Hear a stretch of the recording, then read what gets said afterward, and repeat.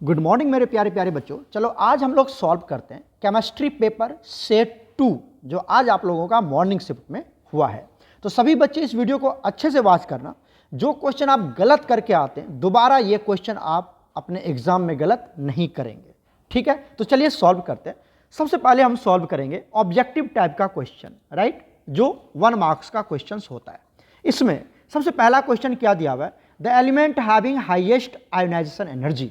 आपको पता है कि जो आयोनाइजेशन एनर्जी होता है वो inversely proportional to atomic size होता है, राइट, एटॉमिक साइज। और यहां पर आप क्या देख पा रहे हैं, ये जो एलिमेंट है ये सभी एलिमेंट्स ग्रुप 1 के एलिमेंट है, अल्कली मेटल है, अल्कली मेटल है। और अल्कली मेटल में जैसे आप नीचे जाएंगे साइज क्या होता है, इंक्रीज करता है, और ऊपर साइज छोटा होता है ना। तो जिसकी साइज छोटी उसकी आयोनाइजेशन एनर्जी ज्यादा। तो ऊपर कौन सा एलिमेंट आएगा, हाइड्रोजन की तो बात ही छोड़ दो, हाइड्रोजन के बाद लिथियम। तो क्या हो जाएगा, इसका करेक्ट ऑप्शन बी हो जाएगा, लिथियम। तो बच्चे ने यहाँ पे लिथियम दिया है, देख पा रहे होंगे, बिल्कुल सही ऑप्शन लिखा है बच्चे ने, राइट। चलते हैं नेक्स्ट क्वेश्चन पर।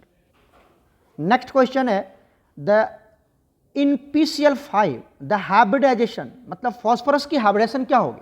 देखो हाइब्रिडाइजेशन जब भी निकालते हैं हम, तो हाइब्रिडाइजेशन जब भी निकालते हैं वो निकालते हैं नंबर ऑफ सिग्मा बॉन्ड, ठीक है, plus number of lone pair electron, lone pair electron नहीं लोन पेयर, ठीक है। तो number of lone pair plus number of sigma bond. तो यहां पर PCl5 में कोई भी लोन पेयर नहीं है, 5 सिग्मा बॉन्ड है, 5 सिग्मा बॉन्ड है। तो 5 के लिए जो हाइब्रिडेशन होता है वो क्या होगा, S के लिए 1, P के लिए 3 और यहां पर आएगा D, मतलब sp3d। तो बच्चे ने सही लिखा है sp3d। तो यहां पर ऑप्शन हो जाएगा sp3d, राइट, क्लियर है। चलते हैं नेक्स्ट क्वेश्चन।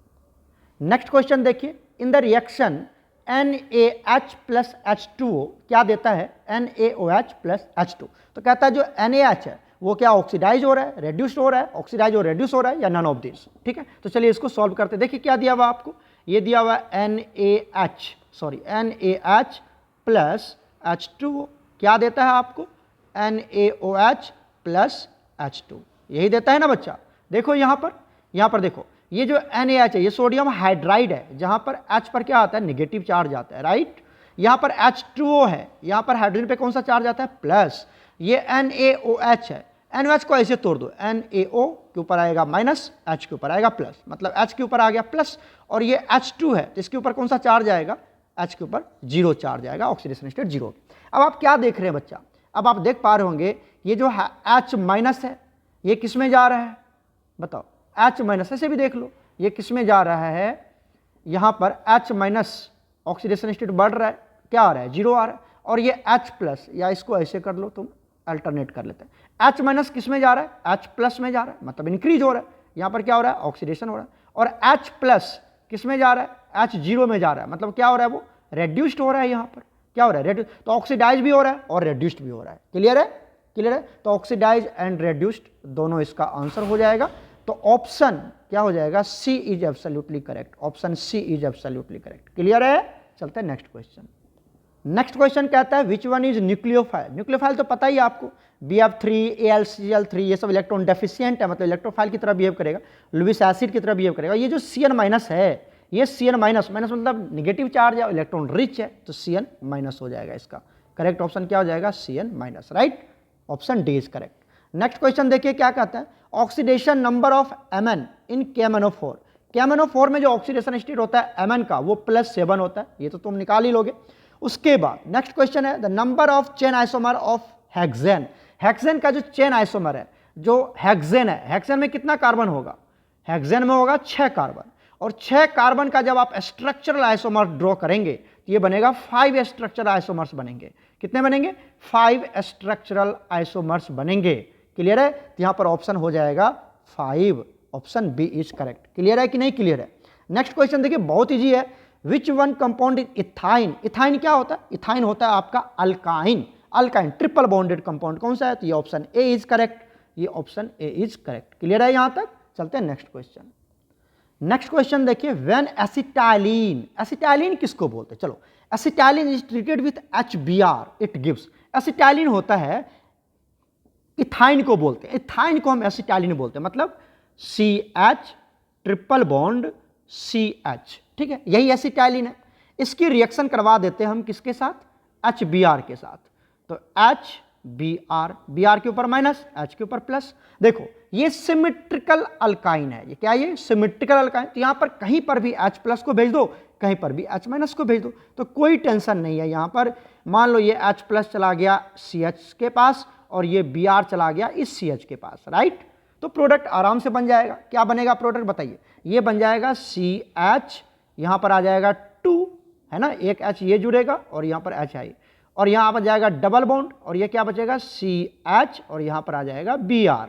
एम आई राइट, क्लियर है। अब ये अल्काइन से हमने अल्किन में कन्वर्ट कर लिया, फिर से यहाँ पर आपको HBr की एडिशन कर सकते हैं।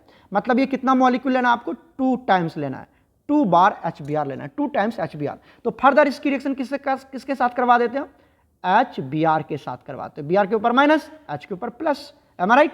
अब देखिए ये अल्कीन है, ये अल्कीन है, यहां पर आपको मार्कोनिकॉव्स रूल लगाना है। यहां पर क्या लगाना है आपको, मार्कोनिकॉव्स रूल लगाना है। तो मार्कोनिकॉव्स रूल क्या कहता है कि हाइड्रोजन वहां जाएगा जहां हाइड्रोजन ज्यादा है। मार्कोनिकॉव्स रूल क्या कहता है कि हाइड्रोजन वहां जाएगा जहां हाइड्रोजन ज्यादा है, तो यहां पर H आ जाएगा, और Br वहां जाएगा, अब जो बच गया वहीं पे जाएगा ना, तो सीधे यहां पर आ जाएगा। तो क्या बनेगा प्रोडक्ट बताओ, ये बन जाएगा CH2 तो है ही, एक H चला गया CH3, यहां पर अब सिंगल बॉन्ड आ जाएगा CH, ठीक है, और यहां पे 2 ब्रोमीन जुड़ जाएगा, एक Br यहां, एक Br यहां, क्लियर है। इसको बोलते हैं इथाइलिडीन ब्रोमाइड। क्या बोलते हैं, इथाइलिडीन ब्रोमाइड बोलते हैं। देख लो एक बार, मैं इस तरह से आपको स्क्रीन दिखा देता हूं, ऐसे आपको प्रोडक्ट बनाना है। तो यहां पर आ जाएगा ऑप्शन डी, इथाइलिडीन ब्रोमाइड हो जाएगा। बच्चे ने यहां पर गलत लिखा है इथाइल ब्रोमाइड, ये बच्चे ने गलत लिख दिया है, इथाइल ब्रोमाइड नहीं होगा, क्या होगा, इथाइलिडीन ब्रोमाइड होगा, राइट। चलते हैं नेक्स्ट क्वेश्चन पर। नेक्स्ट क्वेश्चन देखिए, oxidation state of 2 chlorine, 2 chlorine atom जो है यहां पर ब्लीचिंग पाउडर का फॉर्मूला होता है CaOCl2, CaOCl2। ये बहुत बार नीट में भी पूछ लेता है कि ब्लीचिंग पाउडर पे जो क्लोरीन है, दोनों क्लोरीन का ऑक्सीडेशन स्टेट क्या होगा। तो आपको ये पता होनी चाहिए, एक पे होता है +1 और एक पे होता है -1। क्लोरीन +1 और -1 दोनों में जाता है, तो option B is correct, option B is correct, clear है। चलते हैं next question.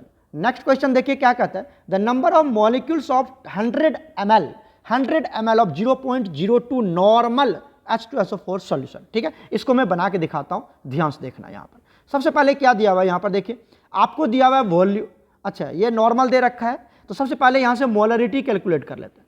Molarity equal to क्या होता है, देखो मोलरिटी और नॉर्मलिटी, यहां पे तो नॉर्मलिटी दे रखा है ना बच्चा 0.2 नॉर्मल, राइट। तो नॉर्मलिटी कितना दे रखा है, नॉर्मलिटी दे रखा है 0.02 normal, right.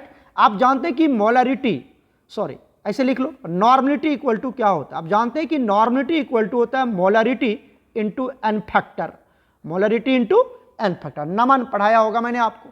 Normality equal to होता है molarity into N factor, right.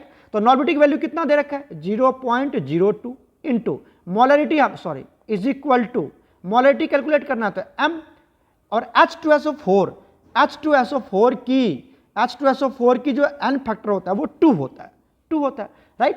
तो यहां से आप क्या निकाल पाएंगे, यहां से आप मोलरिटी निकाल पाएंगे, ये कितना हो जाएगा 0.02 डिवाइडेड बाई 2, ये आ गया 0.01, ये आ गया मोलरिटी, क्लियर हो गया।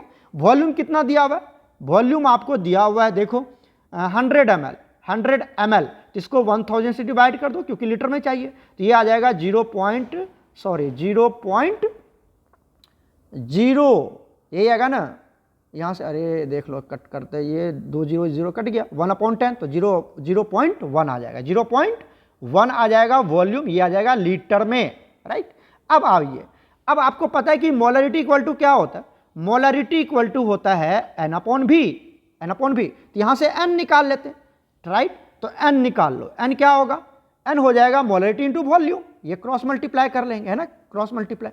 तो मोलरिटी की वैल्यू कितना है 0.01 इंटू वॉल्यूम कितना आया 0.1, तो ये आ जाएगा 0.001, ये आ गया number of moles of H2SO4, ये आ गया number of moles of H2SO4, ठीक है। यहां से हमने निकाल लिया नंबर ऑफ मोल्स निकाल लिया, तो मोलरिटी इंटू वॉल्यूम कर दिया। अब नंबर ऑफ मोल्स निकल गया तो मॉलिक्यूल पूछ रहे हैं, है ना, तो कैसे निकालते हैं हम इसको, अवोगाड्रो नंबर से मल्टीप्लाई कर देते हैं, 0.001 इंटू 22 इंटू 10⁻23। अब इसको सॉल्व करना है तो यहाँ से इसको हटा दो पॉइंट को, ये आ जाएगा 1000 और यहाँ से 000 ये यहाँ से 3 कट जाएगा तो कितना आ जाएगा, ये आ जाएगा 6.022 इंटू 10⁻20। तो 6.022 इंटू 10⁻20। तो option C is correct, option C is correct. Clear हो गया, क्लियर है यहां तक। आप देख लीजिए मैंने कैसे बनाया है, यहां पर मैं स्क्रीन भी आपको दिखा देता हूं। राइट, पहले नॉर्मेटिव दिया हुआ था तो नॉर्मेटिव इक्वल टू होता है मोलरिटी इंटू एन फैक्टर। यहां से हमने मोलरिटी कैलकुलेट कर ली, वॉल्यूम दिया हुआ है लीटर में कन्वर्ट कर लिया, उसके बाद मोलरिटी से नंबर ऑफ मोल्स निकाल लिया, फिर पार्टिकल निकाल लिया। राइट, क्लियर है। चलते हैं नेक्स्ट क्वेश्चन पर। यहां पर बच्चे ने लिखा है 6.02 इंटू 10⁻21, जो कि आंसर गलत है, ये आप चेक कर लेना। ठीक है, ऑप्शन क्या होगा इसका, इसका होगा सी वाला करेक्ट होगा। ठीक है ना। चलिए उसके बाद सॉल्व करते हैं हम लोग very short answer type question, जो 2 मार्क्स का होता है। सबसे पहला क्वेश्चन है यहाँ पर सिग्मा बॉन्ड और पाई बॉन्ड में क्या डिफरेंस है। थ्योरेटिकल क्वेश्चन है। यहाँ पे सिग्मा बॉन्ड कैसे बनता है आपको पता है, ये सिंगल बॉन्ड को सिग्मा बॉन्ड बोलते हैं और ये एक्सियल ओवरलैपिंग से बनता है या हेड ऑन ओवरलैपिंग से बनता है। ठीक है, ये stronger than the pi bond होता है, तो ये सब आप लिख लोगे।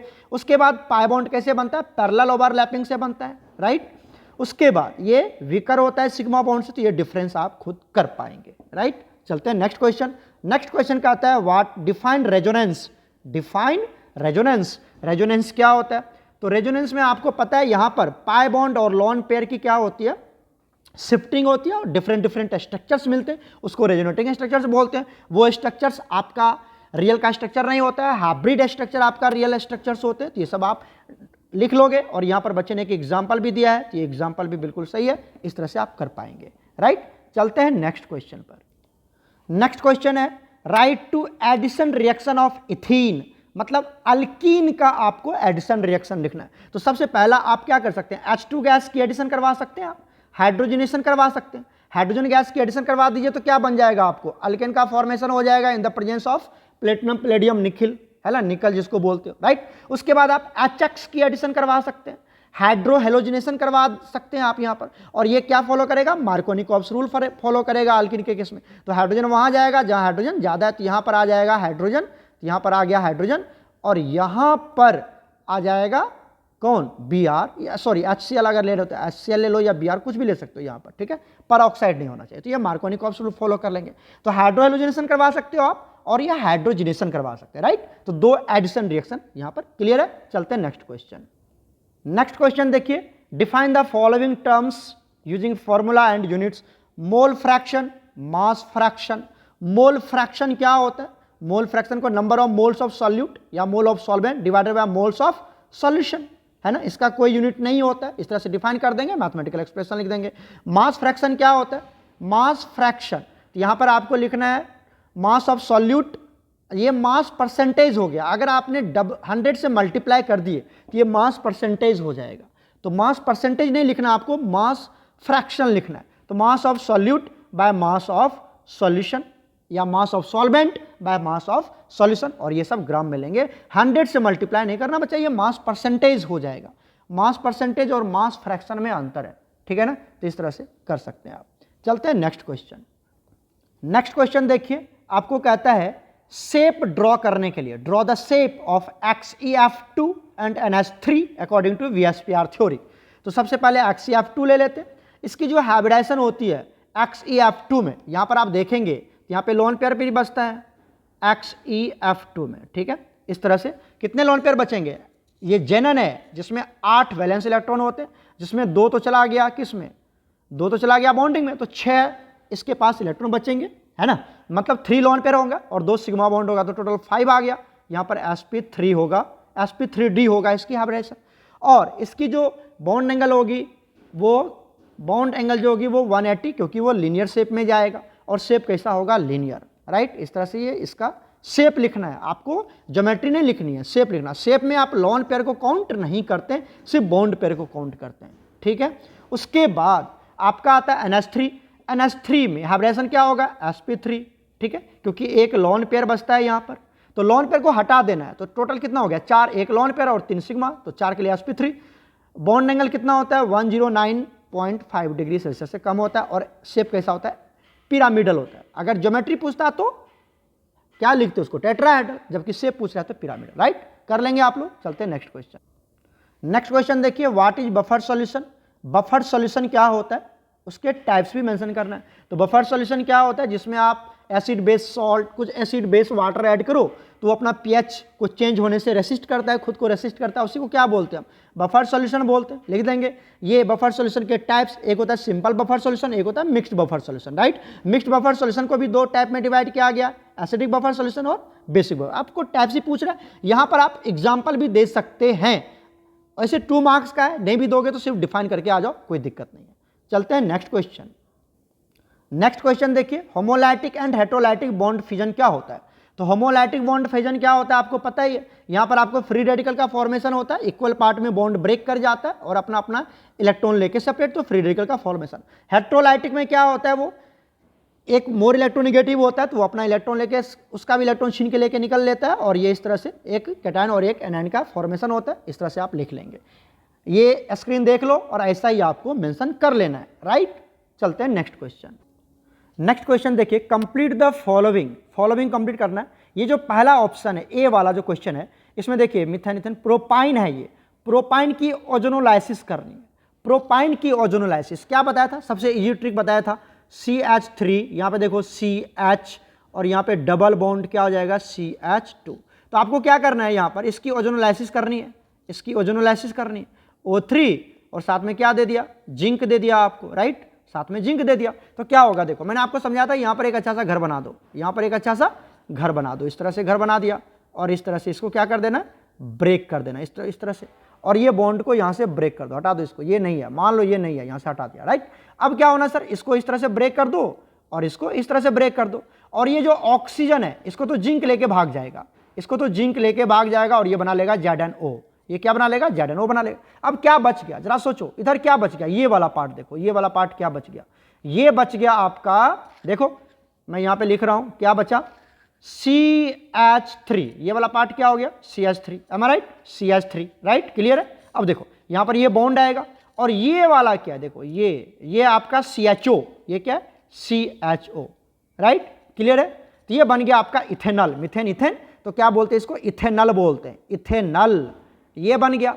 अच्छा अब एक बात बताओ सर, ये वाला क्या बनेगा, ये वाला पार्ट, ये वाला, इधर क्या बच गया, CH2 और O बच गया, यही ना बचा जी, CH2O। तो क्या लिख सकते हैं इसको, CH2O, इसको क्या लिख सकते हैं, जरा सोचो क्या लिख सकते हैं इसको, ध्यान से देखना, CH2O, इसको मैं लिख सकता हूं HCHO, लिख सकते हैं अरेंज करके, HCHO, मतलब ये फॉर्मल्डिहाइड है, क्या ये फॉर्मल्डिहाइड, फॉर्मल्डिहाइड है, फॉर्मल्डिहाइड। तो एक बनेगा इथेनॉल मतलब एसिटल्डिहाइड, और दूसरा बनेगा फॉर्मल्डिहाइड, एक बनेगा एसिटल्डिहाइड, एक बनेगा फॉर्मल्डिहाइड, मतलब एक बनेगा आपका इथेनॉल, दूसरा बनेगा मिथेनॉल, इसको मिथेनॉल अगर IPC में बोले तो मिथेनॉल, क्लियर है। इथेनॉल और मिथेनॉल बनेगा।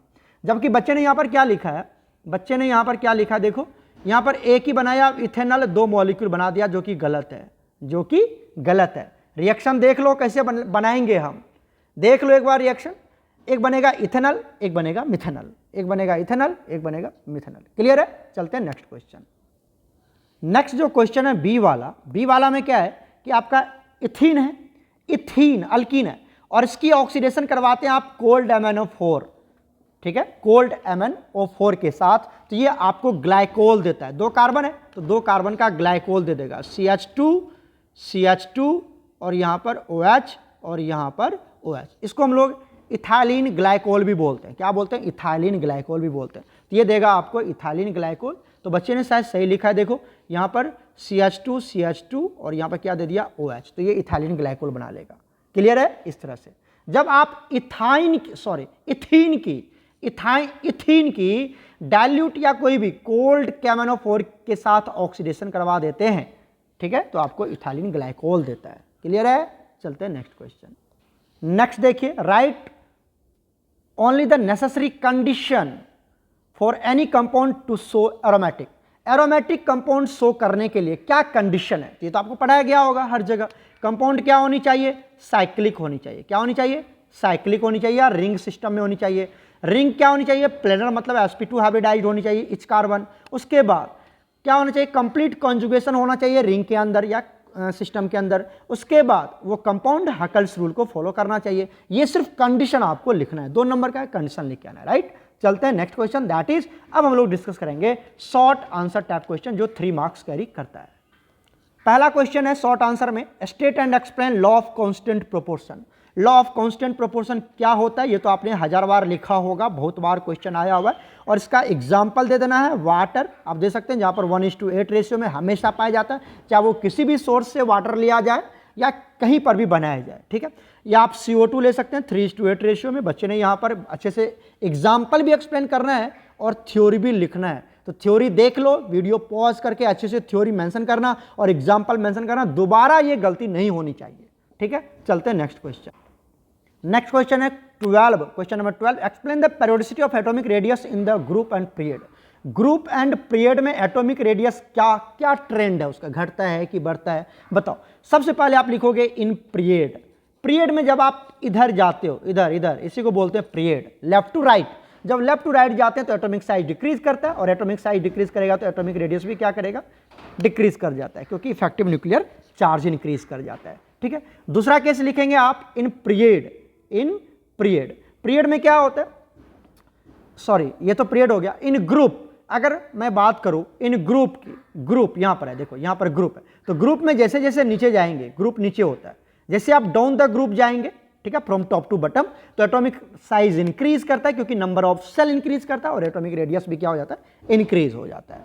क्लियर है, लिख लोगे, ये देख लो, अच्छे से मेंशन कर लेना बच्चा, इस तरह से लिखा हुआ है, हर पॉइंट्स अच्छे से बच्चे ने मेंशन करे, ठीक है। चलते हैं नेक्स्ट क्वेश्चन पर। नेक्स्ट क्वेश्चन है question number 13, state first law of thermodynamics and how it is related to internal energy and work.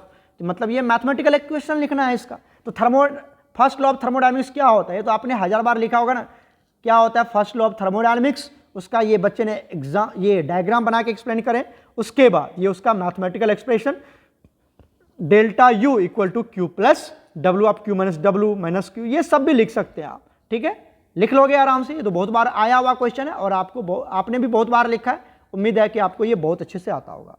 चलते हैं नेक्स्ट क्वेश्चन। नेक्स्ट क्वेश्चन देखिए, question number 14, give the electronic configuration of alkali metal. Alkali metal की electronic configuration लिखनी है। Alkali metal क्या होता है sir, group 1 के मेटल, ग्रुप 1 का मेटल क्या होता है, मेटल है, और ये बात रखना मेटल की बात करें तो हाइड्रोजन को इंक्लूड नहीं करेंगे, lithium, sodium, potassium, rubidium, caesium, francium, ये सब ले लिया उसने, फ्रांसियम को भी छोड़ सकते हो क्योंकि रेडियो एक्टिव एलिमेंट्स होता है। इसका जनरल इलेक्ट्रॉनिक कॉन्फ़िगरेशन होता है NS1, ऑक्सीडेशन स्टेट होता है +1, नंबर ऑफ वैलेंस इलेक्ट्रॉन होता है 1, बहुत अच्छे से लिखा है इसने, ठीक है। उसके बाद अल्कली मेटल को ग्रुप 1 के मेटल भी कहते हैं, कितने अच्छे से लिखा है बच्चे ने, alkali metal are group 1 of the periodic table, और ये कौन कौन सा मेटल होता है सब कुछ लिखा है बच्चे ने। तो इस तरह से लिखोगे 2 नंबर 3 नंबर आराम से आ जाएंगे। चलते हैं next question.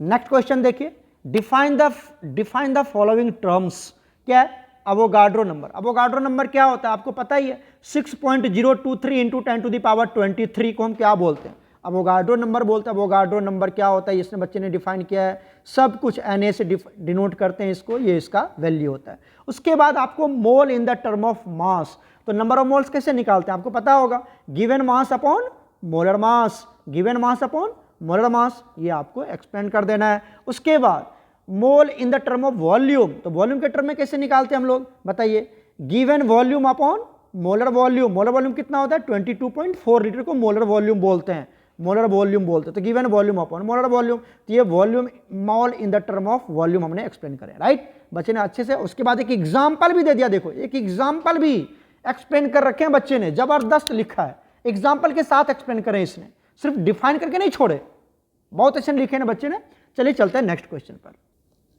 Question number 16, molecular orbital diagram आपको ड्रॉ करना है N2 का, और इसका इलेक्ट्रॉनिक कॉन्फ़िगरेशन भी लिखना है और मैग्नेटिक बिहेवियर भी बताना है आपको, मैग्नेटिक बिहेवियर भी बताना है। तो draw the molecular orbital diagram of N2। तो इसने डायग्राम ड्रॉ नहीं करा बच्चा, ये आप खुद ड्रॉ करेंगे ऑर्बिटल डायग्राम, क्योंकि ड्रॉ करूंगा तो वीडियो लेक्चर लेंथी हो जाएगा हमारा। तो N2 में कितना होता है, 14 इलेक्ट्रॉन होते हैं, N का 7 तो N2 में 14, ठीक है। तो इसका क्या होता है 14 और 14 से कम होता है, तो उसका इलेक्ट्रॉनिक कॉन्फ़िगरेशन क्या होता है, sigma 1s2, sigma star 1s2, sigma 2s2, sigma star 2s2, pi 2px is equal to pi 2py and यहां पर सिग्मा 2pz, और इसमें भी क्या होगा 2 होगा। तो यहां पर 14 इलेक्ट्रॉन है, इस तरह से इसको अरेंज कर लेना है। बॉन्ड ऑर्डर निकालने के लिए बॉन्ड ऑर्डर के NB माइनस Na/2, NB में 10 4 इस तरह से 3 आता है, आप ऐसे भी निकाल सकते हैं। 14 के लिए बॉन्ड ऑर्डर कितना होता है 3 होता है, ठीक है। उसके बाद हमसे पूछ रहा है कि मैग्नेटिक बिहेवियर क्या होगा। मैग्नेटिक बिहेवियर देखिए, मैग्नेटिक बिहेवियर के लिए आपको यहाँ पे फाइंड आउट करना है अनपेयर्ड इलेक्ट्रॉन। तो देखिए सब में 2 इलेक्ट्रॉन है, यहाँ पर भी 2 है, यहाँ पर भी 2 है, यहाँ पर भी 2 है, यहाँ पर भी 2 है, यहाँ पर भी 2 है, यहाँ पर भी 2, यहाँ पर भी 2 है ना, क्लियर है। तो जब 2 इलेक्ट्रॉन है तो कोई तो अनपेयर्ड है ही नहीं। जब अनपेयर्ड नहीं है तो इसका मतलब वो डायमैग्नेटिक नेचर का होता है। क्या होता है? डायमैग्नेटिक नेचर का होता है। और अगर अनपेयर्ड हो जाए तो पैरामैग्नेटिक। अनपेयर्ड कैसे बोलेंगे? जैसे देखो यहाँ पर सिग्मा 2pz और यहाँ पर सिर्फ 1 इलेक्ट्रॉन आ जाए, 1 आ जाए, तो मतलब ये अनपेयर्ड है। Getting my points? और 2 है तो वो पेयर्ड है। क्लियर है ना यहाँ तक? चलते हैं नेक्स्ट क्वेश्चन। नेक्स्ट क्वेश्चन है बच्चा क्वेश्चन नंबर 17। क्या होता है? Draw the law of mass action and drive the expression for equilibrium constant. ये तो बहुत बार आया हुआ क्वेश्चन है और कितना बार आपको पढ़ाया गया होगा, कितना बार आपने भी लिखा है पेपर में। लॉ ऑफ मास एक्शन क्या होता है ये बच्चे ने एक्सप्लेन करे हैं। उसके बाद यहां पर केस 1, सॉरी एक सेकेंड, ठीक है। उसके बाद केस 1 के लिए for rate of forward reaction क्या होगा, case 2 rate of backward reaction, और इक्विलिब्रियम पर rate of forward reaction rate of backward reaction equal कर देना, ठीक है। यहां पर इक्वल हो जाता है तो यहां से आपको KF/KB that is KC equilibrium constant in the term of concentration निकल जाएगा। तो प्रोडक्ट की कंसंट्रेशन डिवाइडेड बाय रिएक्टेंट की concentration to the power stoichiometric coefficient. ये तो आपको आता ही। KP और KC के बीच में रिलेशन क्या होता है ये भी एक्सप्लेन कर दो। 3 नंबर का है तो कर सकते हो आप। यहां से KP equal to KC into RT delta NG, KP equal to KC into RT to the power delta NG, to the power delta NG, right. ये आपने बच्चे ने बहुत अच्छे से लिखा है, देख लो। ये सब मैं यहां पर पेज दिखा देता हूं, आप यहां पर अच्छे से मेंशन कर लेना, दोबारा ऐसी गलती नहीं होनी चाहिए, राइट। क्लियर है? लॉ ऑफ मास एक्शन कर लेंगे आप लोग, राइट। चलो चलते हम लोग नेक्स्ट क्वेश्चन पर। नेक्स्ट क्वेश्चन देखिए, question number 18। Balance the following reaction by in the basic medium by oxidation number method and also identify the oxidising agent and reducing agent. ये क्वेश्चन बच्चे ने छोड़ दिया है और मैं बैलेंस करूँ तो थोड़ा टाइम लग सकता है, ठीक है। तो आप इसको खुद बैलेंस करेंगे, नहीं अगर बैलेंस हुआ तो आप अपने टीचर से पूछेंगे, फर्दर नहीं होगा तो आप ग्रुप में मैसेज ड्रॉप कर देना, उसको बैलेंस कर दिया जाएगा आपको, टीचर आपको समझा देंगे, ठीक है। एक क्वेश्चन मैं आपके ऊपर छोड़ रहा हूं, यू विल डू योरसेल्फ। आप खुद से प्रैक्टिस करना, क्योंकि पहले इसका रूल आपको पता होनी चाहिए, तभी आप इसको बैलेंस कर पाएंगे, ठीक है। चलते हैं नेक्स्ट क्वेश्चन। नेक्स्ट क्वेश्चन क्या कहता है, ये मैं क्वेश्चन नंबर 18 आपके ऊपर छोड़ रहा हूं, एक क्वेश्चन मैं आपके ऊपर छोड़ रहा हूं, राइट। चलिए क्वेश्चन नंबर 19 देखिए क्या कहता है, एक्सप्लेन क्रिस्टलाइजेशन डिस्टिलेशन क्रोमेटोग्राफी। तो क्रिस्टलाइजेशन, डिस्टिलेशन, क्रोमेटोग्राफी ये 3 नंबर का है। तो आप इस तरह से, और यहाँ पर एक चीज़ बच्चे ने छोड़ दिया, यहाँ पर आपको एक एक एग्जाम्पल भी देना है कि ये कहाँ पर हम यूज करते हैं, कहाँ पर यूज करते हैं। सर बच्चे ने यहाँ पर एग्जाम्पल नहीं लिखा, सिर्फ थ्योरी लिख दिया है। तो एक एक एग्जाम्पल देना कि क्रिस्टलाइजेशन किस केस में हम यूज करेंगे, उसका एग्जाम्पल क्या होगा, डिस्टिलेशन कहाँ यूज करते हैं उसका एग्जाम्पल, और क्रोमेटोग्राफी कहाँ यूज करते हैं उसका एक एक एग्जाम्पल आपको देना जरूरी है, ठीक है। बाकी थ्योरी तो बच्चे लिखा है और ये थ्योरेटिकल पार्ट है, आप अच्छे से कर पाएंगे इसको, इसमें ज़्यादा कंसेप्चुअल कुछ है ही नहीं। चलते हैं नेक्स्ट क्वेश्चन पर। नेक्स्ट क्वेश्चन आता है हमारे पास long answer type question that will carry 5 marks, ठीक है। यहां पर आपको देखो कितना इजी है, कितना बार पूछा गया है। Bohr's postulates, Bohr's atomic model क्या होता है, उसके लिमिटेशंस क्या होते हैं, एनर्जी कैसे कैलकुलेट करते हैं, यही सब लिखना है। तो बोर्स एटॉमिक थ्योरी तो 1000 बार आपसे पूछा गया बच्चा, बहुत बार पूछा गया। इसमें क्या एक्सप्लेन करना है, बोर्स एटॉमिक थ्योरी क्या होता है, उसके पोस्टुलेट्स लिखना है। देखो बच्चे ने यहाँ पे लिखा हुआ है, एक एक थ्योरी इसने लिखे हैं, KLMN ये सब लिखा है यहाँ पर बच्चे ने, ठीक है। उसके बाद स्टेशनरी ऑर्बिट जो होता है KLMN, जिसको n = 1 प्रिंसिपल क्वांटम नंबर से इंडिकेट करते हैं। First excited state, second excited state, third excited state क्या होता है, ये सब बच्चे ने यहाँ पर एक्सप्लेन किया है। E1 E2 KLMN दिख रहा होगा आपको, ये सब आपको लिखना है। देखते जाओ, वीडियो पॉज करके अच्छे से लिखना। उसके बाद जब एक इलेक्ट्रॉन लोअर ऑर्बिट से हायर ऑर्बिट में जंप करता है तो एनर्जी अब्जॉर्ब करता है, जब वो लोअर से हायर से लोअर में आएगा तो एनर्जी रिलीज करता है। ये सब इसने लिखा। उसके बाद लिमिटेशन लिखे हैं बच्चे ने, लिमिटेशन क्या होता है, formula for finding the energy of electron in nth orbit क्या होता है, -13.6 Z² इलेक्ट्रॉन वोल्ट में, ठीक है। तो इस तरह से और भी बहुत सारे फॉर्मूला होते हैं, एक फॉर्मूला आपको इस तरह से मेंशन कर देना। तो उम्मीद है आप अच्छे से लिख पाएंगे बोर्स एटॉमिक थ्योरी, और बहुत इंपॉर्टेंट है, अभी से तैयार हो जाओ, बोर्स एटॉमिक थ्योरी को अच्छे से कवर कर लो, बोर्ड में अगर आ गया तो आपको छोड़ के नहीं आना है, राइट। चलते हैं नेक्स्ट क्वेश्चन। देखिए नेक्स्ट क्वेश्चन क्या कहता है यहां से, और वाला question, what is meant by dual nature of particles, light के केस में भी एक्सप्लेन करना है, ठीक है। तो चलिए डुअल नेचर को एक्सप्लेन करते हैं हम लोग। डुअल नेचर क्या होता है, देखो यहां पर बच्चे ने एक्सप्लेन किया हुआ है डुअल नेचर वाला केस। तो डुअल नेचर में क्या होता है, डी ब्रॉगली ने समझाया था डुअल नेचर को। यहां पर पार्टिकल्स में दो तरह के नेचर होते हैं, एक होता है वेव नेचर, एक होता है पार्टिकल नेचर। वेव नेचर की वजह से उसमें वेवलेंथ होता है, पार्टिकल नेचर की वजह से उसमें मोमेंटम होता है, इसको mv से नोट करते हैं। और इसी के बीच में उसने एक कोरिलेट किया था, तो लैम्डा इक्वल टू h/mv, जहां पर h क्या है, h क्या है हमारा, प्लांक्स कांस्टेंट है, 6.6 × 10⁻⁻36 जूल इंटू सेकेंड होता है। तो इस तरह से आपको एक्सप्लेन करना है। और इस तरह से देखो बच्चे ने प्रूव भी किया है, तो उम्मीद है देख लो वीडियो को अच्छे से पॉज करके, ये सब आपको आना चाहिए क्योंकि 5 मार्क्स के क्वेश्चंस आते हैं।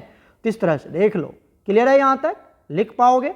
चलो उसके बाद हम चलते हैं नेक्स्ट क्वेश्चन। नेक्स्ट क्वेश्चन आता है बच्चा यहां पर, देखिए state and explain Le Chatelier's principle and the factors affecting the equilibrium state. ये आपको क्वेश्चन नंबर 21, तो यहां पर question number 21 Le Chatelier's principle क्या होता है, ये तो 1000 बार करे होंगे आपने। ली चैटल्स प्रिंसिपल कौन कौन सा फैक्टर अफेक्ट करता है, वीडियो को पॉज करके अच्छे से मेंशन करना, दोबारा ऐसी गलती नहीं होनी चाहिए जो आप गलती करके आ रहे हैं, ठीक है। उसके बाद केस 1 ले लेते हैं, कंसंट्रेशन का केस। कंसंट्रेशन बढ़ाएंगे रिएक्टेंट की तो रिएक्शन क्या हो जाएगा, फॉरवर्ड डायरेक्शन में प्रोसीड कर जाएगा, घटा देंगे तो बैकवर्ड डायरेक्शन में प्रोसीड कर जाएगा, ये सब। उसके बाद टेम्परेचर की बात करते हैं तो यहाँ 2 केस आता है, एक एंडोथर्मिक और एक एक्सोथर्मिक का केस आता है ना। तो यहाँ पर हीट को क्या मान लेना, आपको एक रिएक्टेंट की तरह बिहेव करना है, तो ये सब केस आप देख लीजिए बहुत ही। उसके बाद वॉल्यूम के केस में इन्होंने वॉल्यूम बढ़ाना है तो प्रेशर घट जाएगा, ठीक है। इस तरह से डेल्टा एनजी का भी केस लेंगे यहाँ पर, अगर डेल्टा एनजी है तो इक्विलिब्रियम पे कोई भी इफेक्ट नहीं होता है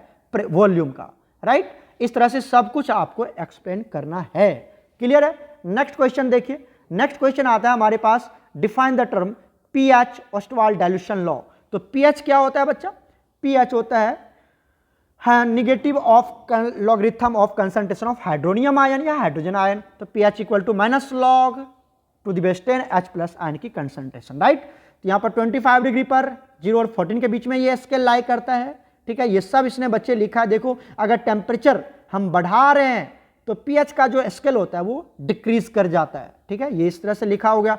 pH is used to find out which solution is acidic, basic और neutral। और H+ कंसंट्रेशन जो होता है वो होता है 10 to the power minus pH, मतलब pH is inversely proportional to concentration of H+ ion, inversely proportional. जितना ज्यादा H+ की कंसंट्रेशन होगी pH उसका उतना कम होगा, ठीक है। तो ये सब आपको लिख देना है। उसके बाद आ जाता है ऑस्टवाल्ड डाइल्यूशन लॉ। सेकंड पार्ट में देखिए ऑस्टवाल्ड डाइल्यूशन लॉ है ना। तो ऑस्टवाल्ड डाइल्यूशन लॉ क्या होता है, जब आप वाटर को ऐड करते हैं degree of dissociation of weak electrolytes क्या हो जाता है, इंक्रीज कर जाता है। तो इस तरह से आपको एक इक्वेशन ले लेना है, A+B, ए बी मान लिया इसने एक बस, अल्फा सी अल्फा इस तरह से एक्सप्लेन कर देना है। और अल्फा इक्वल टू क्या हो जाता है, √K/C।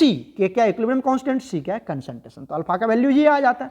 तो आप क्या देख रहे हैं कि अगर कंसंट्रेशन डिक्रीज करेगा तो अल्फा क्या होगा, इंक्रीज कर जाएगा। और कंसंट्रेशन कब डिक्रीज करेगा, जब आप डाइल्यूशन करते रहेंगे तो कंसंट्रेशन डिक्रीज होता रहता है। तो डिग्री ऑफ डिसोसिएशन क्या हो जाएगा, इंक्रीज कर जाता है, जब कंसंट्रेशन क्या हो जाता है वीक इलेक्ट्रोलाइट्स का डिक्रीज हो जाता है, राइट। क्लियर है। चलिए एक लास्ट क्वेश्चन, उसको भी हम लोग डिस्कस करते हैं। लास्ट क्वेश्चन आता है इंडक्टिव इफेक्ट, इलेक्ट्रोमैग्नेटिक इफेक्ट और आइसोमेरिज्म का केस। तो चलिए देखिए इंडक्टिव इफेक्ट क्या होता है, ये तो आपने पढ़ा होगा। इंडक्टिव इफेक्ट पढ़े हो कि नहीं पढ़े हो, इंडक्टिव इफेक्ट क्या होता है बच्चा। इंडक्टिव इफेक्ट किसको बोलते हैं, जब इलेक्ट्रॉन विथड्रॉइंग ग्रुप या इलेक्ट्रॉन डोनर ग्रुप अटैच हो जाता है तो वहां पर सिग्मा बॉन्ड में ये इंडक्टिव इफेक्ट होता है। सिग्मा बॉन्ड का ये प्रॉपर्टी होता है और ये डिस्प्लेसमेंट ऑफ सिग्मा इलेक्ट्रॉन यहां पर होता है। उसको 2 टाइप में हम डिवाइड करते हैं, +I और -I इफेक्ट के केस में हम पढ़ते हैं, राइट। क्लियर है, पोलरिटी क्रिएट हो जाता है। तो इस तरह से ये एग्जांपल भी दे देना, इलेक्ट्रोनेगेटिव एलिमेंट्स, इलेक्ट्रोपॉजिटिव एलिमेंट्स क्या होगा, राइट। क्लियर है, 2 तरफ प्लस और -I इफेक्ट होता है। +I इफेक्ट कब होता है, जब इलेक्ट्रॉन डोनर ग्रुप ऐड हो जाता है। -I इफेक्ट कब होता है, जब इलेक्ट्रॉन विथड्रॉइंग ग्रुप हो जाता है। कम से कम इतना तो लिख दो, कितना खाली थ्योरी है, कुछ है ही तो नहीं, कहाँ आपको ज्यादा जाने की डेप्थ नॉलेज है ही नहीं यहाँ पर, ठीक है। इलेक्ट्रोमैग्नेटिक इफेक्ट, इलेक्ट्रोमेरिक इफेक्ट कब होता है? जब कोई भी इलेक्ट्रोफाइल और न्यूक्लियोफाइल अटैक करता है डबल बॉन्डेड सिस्टम में, मतलब डबल बॉन्डेड सिस्टम में अटैक करेगा तो वहां पर पाई बॉन्ड की शिफ्टिंग होती है। पाई बॉन्ड की ओर टेम्पोररी इफेक्ट होता है। यहाँ पर दो टाइप के होते हैं, प्लस ई इफेक्ट होता है, माइनस ई इफेक्ट होता है। क्लियर है? यहाँ तक कर लोगे। और भी प्लस ई इफेक्ट कब होगा? माइनस जब न्यूक्लियोफाइल अटैक करेगा तो माइनस ई इफेक्ट, और जब इलेक्ट्रोफाइल अटैक करेगा तो प्लस ई इफेक्ट। राइट, लिख लोगे। यहाँ पर आपको कार्बोकेटायन और कार्बोएनायन की भी फॉर्मेशन होता है, ये भी आपको लिखना चाहिए था। कार्बोकेटायन और कार्बोएनायन का भी फॉर्मेशन होता है इलेक्ट्रोमेरिक इफेक्ट में। राइट, चलते हैं next question. That is last question है आपका, isomerism and conformational isomerism of ethane.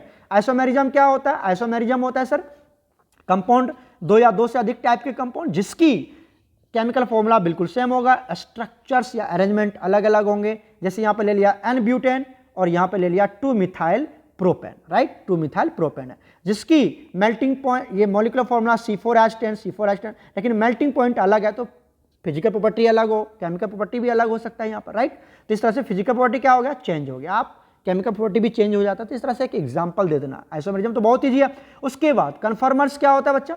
Conformers आपने पढ़ा होगा कि यहाँ पर डिफरेंट स्पेशल अरेंजमेंट होता है किसी भी पर्टिकुलर अल्केन का around the sigma bond of CC bond.